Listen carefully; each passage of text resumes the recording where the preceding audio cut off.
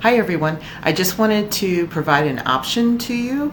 I reviewed the feedback that you provided to me in Nursing 730, and there were some select comments about the matrix that we use for the broad focused analysis process and the strategic outline, and that logistically it was a little bit of a challenge to use the matrix itself. So I wanted to let you know I really take to heart what you share with me, and I in no way want to create barriers in your learning by making forms that are hard to use.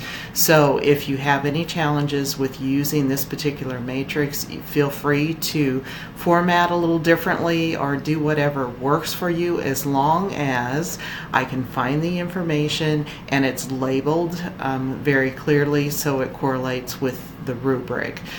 This is a little different as far as this particular assignment. It's just one document. We're not continuing to add to, but I did want to offer that opportunity to you in case you run into some challenges with the formatting and entering the information as you're completing your epidemiology at risk analysis. So anyway, if you need anything from me, have any questions or concerns, always let me know. And again, thank you so much for your feedback. I really do apply the feedback that you provide to me, and hopefully we'll make a better course each and every time as we move forward. So anyway, thanks so much. Take care. Let me know if you need absolutely anything.